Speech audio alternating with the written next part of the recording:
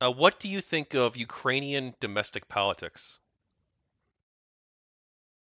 Currently, I mean, or like either after 2014 or whatever. However you, I guess currently, like, do you have like a current like political philosophy or party that you're backing or anything like that?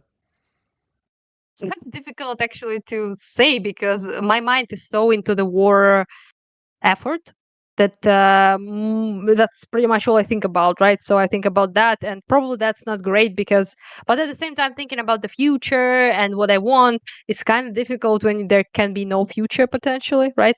So most of the thought process is dedicated towards surviving and towards somehow prevailing and stay in a democracy, stay in a free country, free from Russia, preserving ourselves as a nation and preserving our everything that I grow up to love it here as well.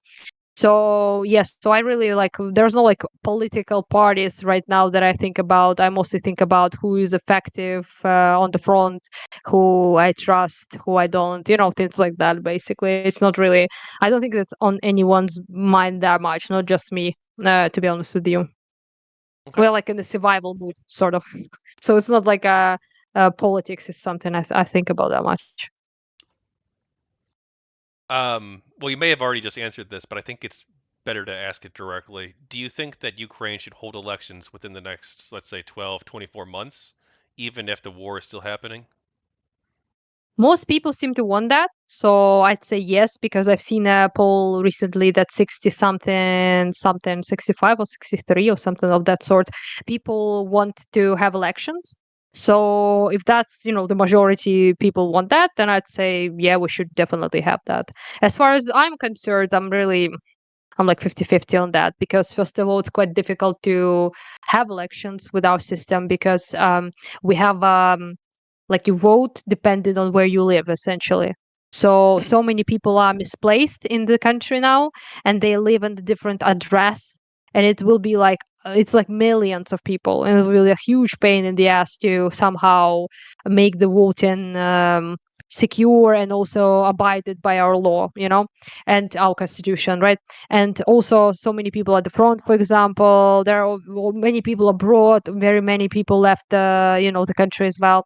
So it would be quite difficult to pull off. I don't think you cannot pull this off, but it's going to be difficult. And also, of course, the danger of I don't know, like bombings of during voting and things like that. You can, I guess, organize it underground or some stuff.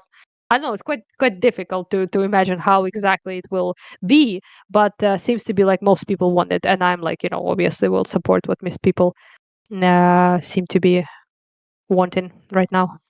Okay. What do you think of President Zelensky's leadership? I mean, uh, it's much better than what I expected to be. First of all, because I really did like think he would be like, he would have a spine, so to speak, enough for this. I thought he would be like playing ball with Russia essentially, because of one of his main political kind of like messaging was that of like peace candidate essentially. So he would like find some sort of middle ground, stop the war somehow, all of that. And he wasn't pro-Russian, but he wasn't like super opposing to Russia as well. So this is something I didn't personally like about him. But when it push came to shove, he kind of, I guess you could say, came through. Many people seem to respect him in terms of like his diplomacy and his presence abroad as a leader of the country. So that's something, I mean, you gotta appreciate, I guess, of the guy, because seems to be like he uh, at least got respect of quite a lot of people in the as a leader of the country. He didn't run anywhere. He at least tried to keep it together and everything. Some of his decisions in the beginning and as well as now I didn't really appreciate, but at the same time, um for example, the Sirsky, he's becoming the leader of the general of the military and things like that. I wasn't really a big fan of that. A lot of my fellow soldier buddies have a lot of critique of the leadership as well, obviously. But as far as the like his diplomacy and his presence as a leader of the country, I think he did a pretty decent job. But yeah, could be worse, much worse, and we didn't have anything like really to compare in sense like that. We only have like after Yanukovych was ousted, we have like Poroshenko and then Zelensky pretty much, and yeah, to comparatively to, let's say, Yanukovych, that's definitely an improvement to say the least. But yeah, I'm not like a big Zelensky simp, but I'm also not like anti-Zelensky at all. So I'm like in the middle somewhere, swimming. Okay. How does Ukraine rebuild after the war, or during the war even too? Well, most of our effort to like rebuild power plants, they destroyed like 70% of our power grid, for example, in Kharkiv region, which is quite a big of a problem and a pain in the ass, as you can probably imagine, especially winter is now upon us. So yeah, it's a quite difficult process, but our like services and communal workers and rescue services, electricians, everyone are phenomenal, doing their job incredibly efficiently in times like this. They like something gets blown up, doesn't work, the next day they fix it. So in that sense, even people who are workers themselves are doing phenomenal job, and I really appreciate their, obviously they're keeping us afloat somehow. We have discussed it with actually a very cool dude called Commander Nizar on Twitter. He's like a Lebanese Ukrainian, who is a very cool dude, a friend of Dylan, and he actually pointed this out to me, made me think about it, that it's just phenomenal that considering how much bombing we sustain, we are work as a country, we work pretty well still. So we don't have like food shortages, we don't have major like blackouts right now, we don't have this and that, like many things that tend to happen during such a war, a heavy situation. And we're like two steps away. I am right now at the from the front, basically, right? And I'm talking with you, and I have internet and all sorts of things. So in that sense, kind of have to be grateful for that. But as far as repairs go, quite a lot of them depend on foreign aid, which helped a lot, to be honest, like especially with the electricity. A lot of help was given to us, like generators, power batteries, all that sort of thing that helped so much. Like we have like cafes and shops that work from generators right now, right? And it's really really helpful.